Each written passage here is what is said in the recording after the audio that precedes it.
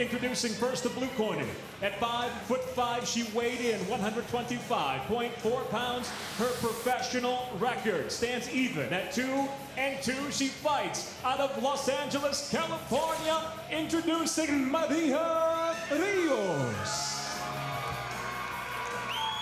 And across the cage, fighting out of the red corner at 5'4", she weighed in 125.2 pounds. Early on in her professional career, she stands at 1-0 by way of Honolulu, Hawaii. She fights out of San Diego, California. Introducing Ilima-Lei, the Eliminator Macfarlane. Of course, the infamous soccer mom video went viral. Talked to Ilima-Lei about it at length the other day. He offers no apologies for that incident. As a fighter, you beat who's in front of you. That's a fault of the promoter, in my opinion. Comes out aggressively again. Fight Clock brought to you by Miller Lite, the original Pilsner. Cheers, it's Miller time. Hawaii once a hotbed of MMA fighters, extremely aggressive, something they're known for from the beginning. Macfarlane to San Diego State to become a teacher. Instead, she was taught the art of MMA.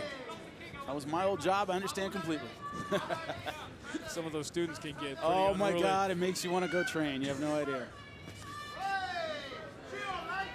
Like what I'm seeing so far from Macfarlane's boxing. Good angling, good footwork, not standing straight in front of Rios. Rios, though, guard high, waiting for those countering opportunities. She prefer the fight on the ground. She is all about BJJ.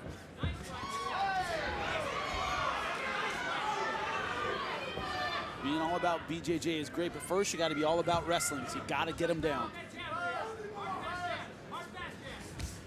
Footwork by Macfarlane, she's keeping the distance. Watch your fingers.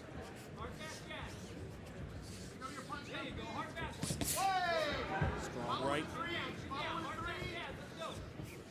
Rios right now walking forward, but in terms of her striking, more in of a countering mode. Because it's Macfarlane who's getting off first.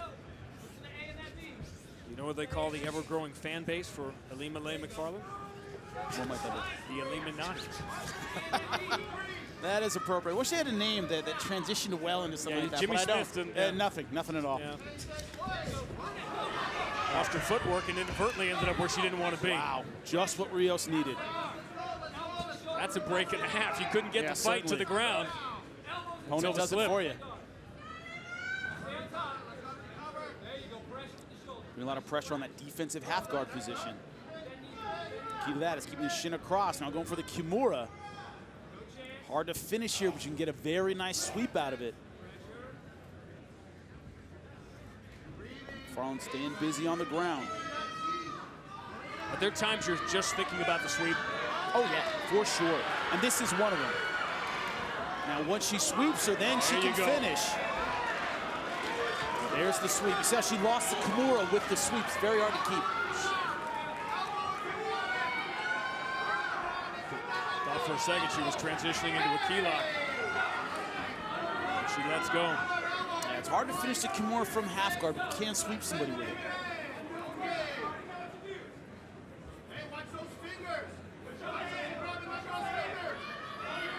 Macfarlane, as pretty much everybody in the MMA community knows, that one fight only lasted about 30 seconds. This is obviously new territory for her. She's doing a great job passing guards. Rios able to get it back, and they're back to the feet. But what Rios just learned is she's not going to have her way on the ground either. Even if she's not working out on the feet, it's not as though Macfarlane doesn't have jiu-jitsu skills, because she clearly does. That's got to be disheartening. You want to think, once a fight's in your wheelhouse, I got this, and Rios just got swept. Beautiful job by Macfarlane. Things aren't getting better for Rios on the feet either.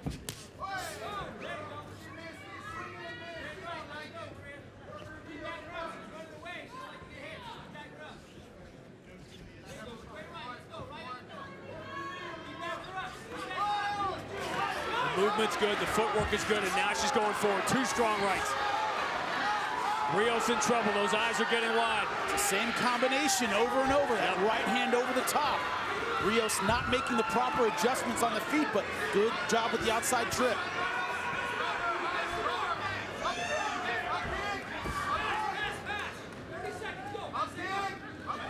Macfarlane, no hurry to get up, because she had the better of it the first time it was on the ground.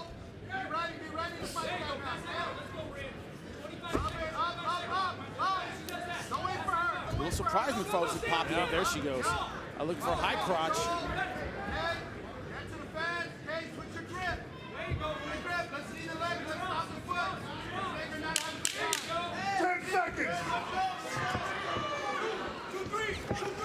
See the athleticism, but also the learning curve in fight number 2 for Ilima-Lei Macfarlane.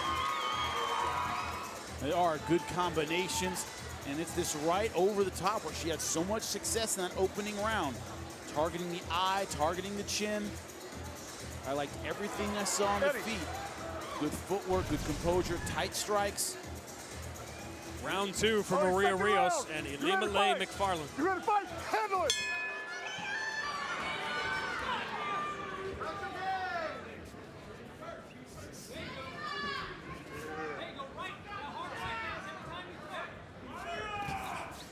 Watch your fingers. Watch your fingers, both of you. What do you tell Mario Rios in between rounds? You tell her to do whatever she trained, and I don't know what that is in terms of they had to have an answer for this kind of attack. I don't know what it is. It might be go harder for the takedown, change it to ground and pound instead of submission, because right now she's getting beat up on the feet. She can't take too many more of these shots. She's eating them to try to get inside. Macfarlane's footwork has been good.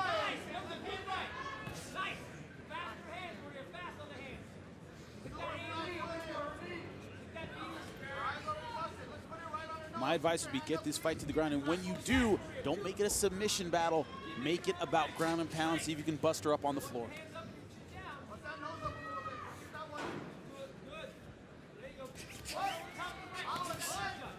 Would you like to see Macfarlane busier? She's winning the fight. She doesn't have to get any busier. No, I think she's doing everything she needs to do. Now, if her goal is another spectacular finish, yes, but in a fight you're winning in Bellator where you want to make a name, keep doing what you're doing. It's the one that's losing, in this case Rios, that needs to change it up.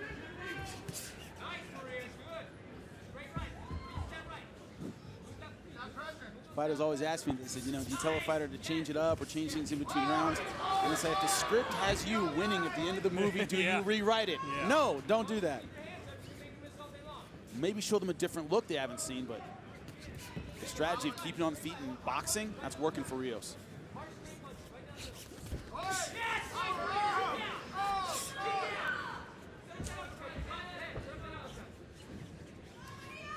I'm a little confused. We're not seeing more commitment to the takedown from Rios. She's getting tagged up on the feet, and yet we haven't even seen that desperation clinch or double leg takedown. She hasn't sold out for a takedown. That's strange. Waiting for an opening that Ilima-Lei has not given her. Could be waiting for her to slip and fall down again. That was her biggest break of the fight.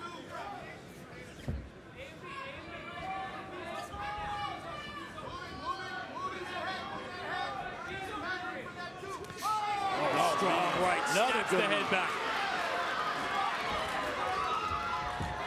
That's a tactical mistake by Macfarlane. Committed to the head and arm throw, and it slipped out. It's a very dangerous throw in MMA. Suck the hips in. Suck the hips in. Suck the hips in. Hook the leg. Suck the hips in. Lock those hands in. Suck those hips in. You got it now. What is she being coached to do with the hips that we're hearing? What she's trying to, well, Rios wants to get her hips underneath and lift and maybe get a suplex position.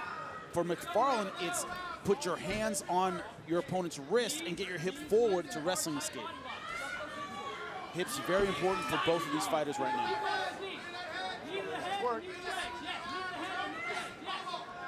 Corner saying throw knees because Rios, the taller fighter, can throw knees from this position.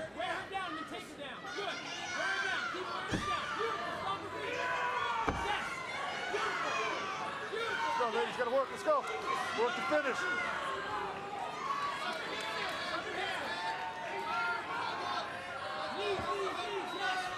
Always always fascinating if you're Ilima-Lei Macfarlane to try and escape somewhere you've never been before.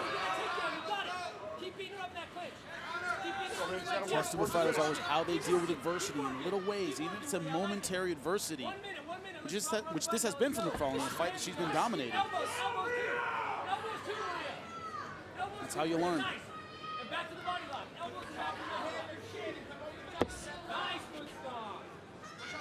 Going back to that stomp over and over again. Old school technique.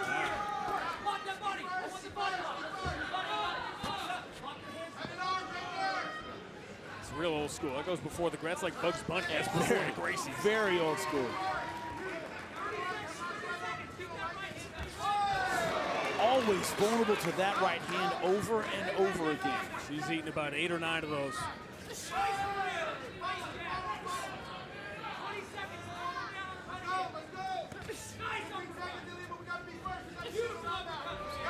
Strong right.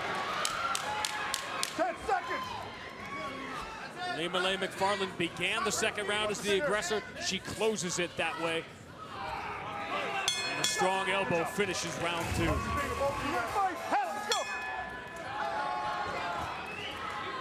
2-0 here, Macfarlane clearly. Easily. Wouldn't give many 10-8. The fight just hasn't been that one-sided. She hasn't come that close to finishing. There hasn't really been a finishing moment so far in this fight. And Macfarlane just giving her a steady diet of right hands. It's a discussion of much debate in the MMA community. Are there really enough 10-8 rounds? It's hard sometimes when you've been trained a certain way. The line just isn't as clear as it is in boxing. Most people grew up watching boxing, and a 10-8 round is a rarity when there probably aren't enough of them in MMA. The two things I look for are a complete dominance and a fight-ending moment. There have to be moments in that fight where you think, oh, this is about to end. We haven't seen a lot of it. We've had dominance here, but not a fight-ending moment. Not fight-ending yet. moments, exactly.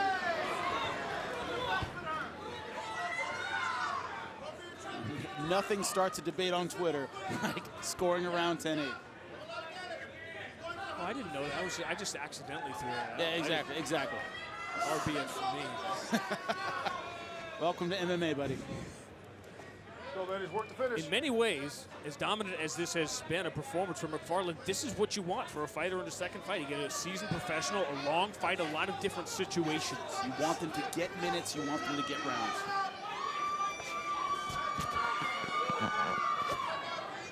Learn how to avoid getting your foot stomped on. Watch fingers. Watch fingers.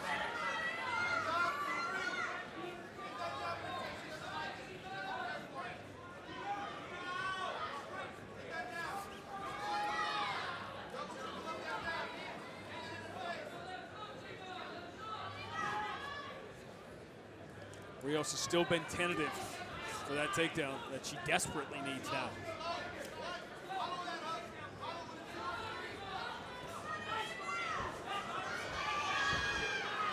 Patience is important, but not when you're down 2-0 in the final 2 minutes of the fight.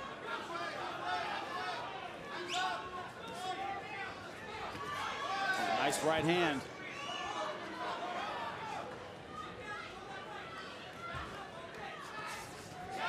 In every combat sport, there comes that question, am I there to survive or am I there to win?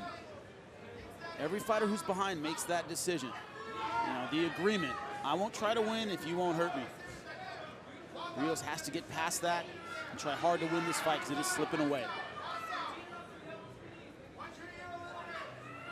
Problem is, there's a position you never want to be in, which is your opponent can dance and stick and move and not do too much and get this fight because of the dominance of the first 2 rounds. What's your biggest takeaway seeing Ilima-Lei Macfarlane for the first time? I like her striking technique a lot. I like her footwork. I like her combinations. She's well-rounded. She's aggressive. Kind of fighter you want to see again.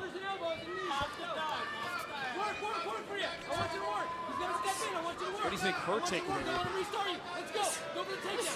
Depends on how critical she is of herself. Some fighters, it's never, ever good enough. And those are usually the great fighters. Turn around. Ready? Fight. Let's go.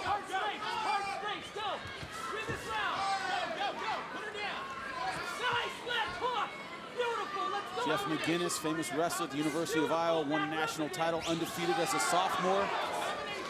After the match, he was asked, "I couldn't have done much better than that." And he goes, "I could have pinned him. You could always get better." You see the damage that Ilima-Lei Macfarlane has taken.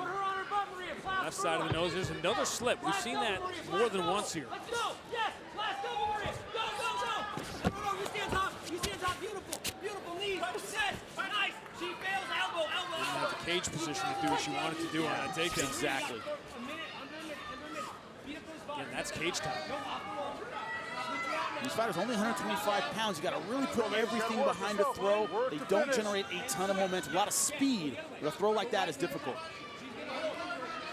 want you to move, Maria. You got 30 seconds. Let's go. Third round has been Rios' best. This one's in your hands right here, Maria. Let's go. Nice. Let's go. Take it out. Body lock. Take it down. Let's go. Also, a big factor might be McFarlane has put in the work and might be taking your foot off the gas, letting Rios back into the fight. Off the wall, Maria. Let's go. First 2 rounds, this fight was largely in the pocket, which is where McFarlane wanted 15 it. seconds, Maria. Nice outside trip. 10 seconds. Rios going for it here, but is it going to be too little, too late in the final seconds? Stop. Good job, boys. Ladies and gentlemen, now listening to your 3 stateside judges. Your first judge, Jackie Denkin, scores the fight 29-28. She sees it for Rios. Your second judge, Chris Crail, scores the fight 29-28, seeing the fight for Macfarlane. Your third and final judge at cage side, Michael Bell, scores the fight 29-28 for the winner by split decision, Ilima-Lei, the Eliminator Macfarlane.